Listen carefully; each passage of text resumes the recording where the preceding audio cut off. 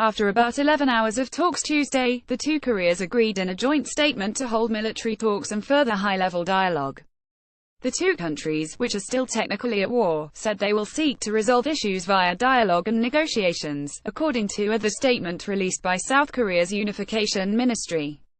They will discuss plans for the next round of talks. Even so, North Korea took issue with South Korea raising the issue of denuclearization during the meeting, with its top delegate issuing a strong complaint to his counterparts from Seoul.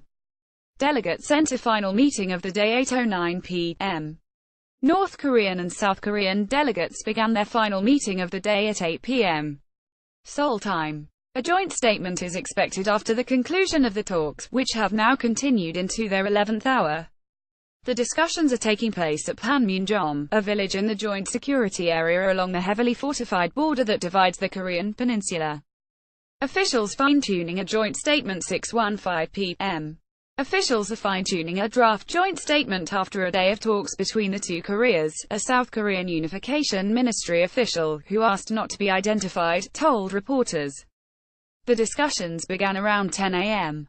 Seoul time, with much of the afternoon taken up by working-level talks.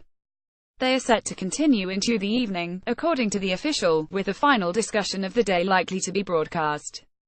Similar talks in 2015 dragged on into a second day. Separately, the two countries agreed to restore a military communication line from Wednesday morning, South Korea Vice Unification Minister Chung Hae-sung said. North Korea to send delegation to Olympics 2:10 p.m.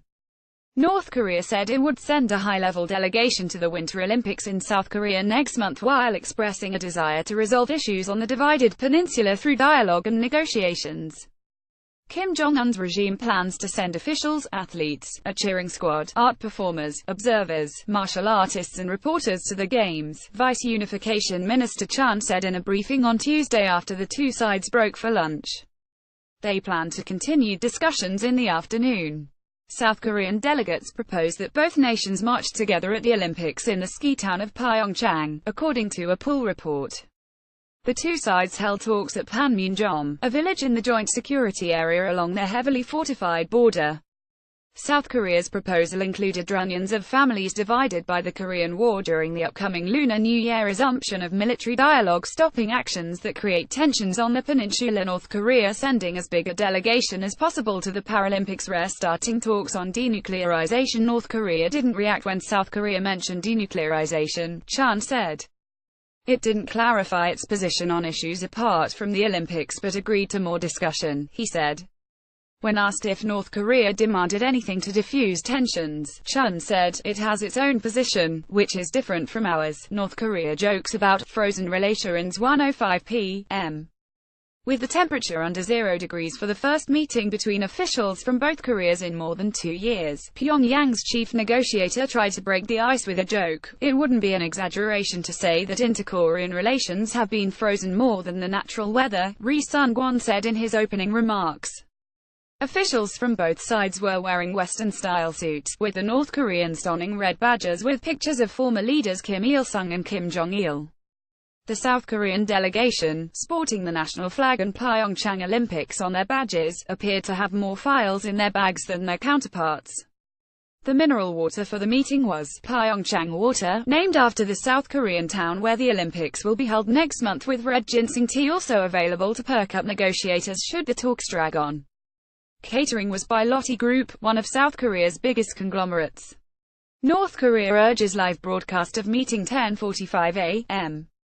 North Korea's top negotiator urged his South Korean counterpart to consider allowing a broadcast of the talks that started Tuesday. There are high expectations, so we wish to open this meeting to the public so that it can be broadcast to all Koreans, Ri Sun-kwon, chairman of North Korea's Committee for the Peaceful Reunification of the Fatherland, told his South Korean counterpart in his opening remarks at the first high-level meeting between the countries in more than 2 years. South Korean Unification Minister Cho Myung-in responded by saying the talks should be held behind closed doors but could be open to the media later if needed. Talks on Olympics truce begin around 1000 a.m. Discussions started at Panmunjom, a village in the joint security area along the heavily fortified border that divides the Korean peninsula. They could lead to broader discussions on Kim Jong-un's nuclear program, but the immediate focus is on securing North Korea's participation at the Winter Games starting on Feb. 9 in Pyeongchang, a South Korean ski town. The expectations game will be important. The South will want to make concrete progress on the logistical issues, and preserve momentum for inter-Korean dialogue going forward, said Mason Ritchie, an associate professor at the Hankook University of Foreign Studies in Seoul. The North will want to make progress on Olympics participation, but will also probe for opportunities to drive the thin end of the wedge into U.S.-South Korea relations, he said. The talks follow North Korean leader Kim's call for dialogue in a New Year's Day address in which he claimed the ability to strike anywhere in the U.S. with a nuclear weapon. American and Japanese officials have sought reassurances from South Korea that the discussions wouldn't undermine United Nations sanctions aimed at pressuring Kim to abandon his nuclear program. What to expect when North Korea talks with Seoul? Quick take: both South Korean President Moon Jae-in and Kim will be able to listen in on the discussions, and intervene if needed, according to a South Korean government official, who asked not to be identified. In addition to the Olympics, South Korea plans to talk about opening a dialogue with the North Korean military and reuniting separated families, Unification Ministry spokesman Bae Tae-hyun told reporters in Seoul on Monday. U.S. President Donald Trump on Saturday called the talks a big start, saying they were evidence that sanctions targeting North Korea were working.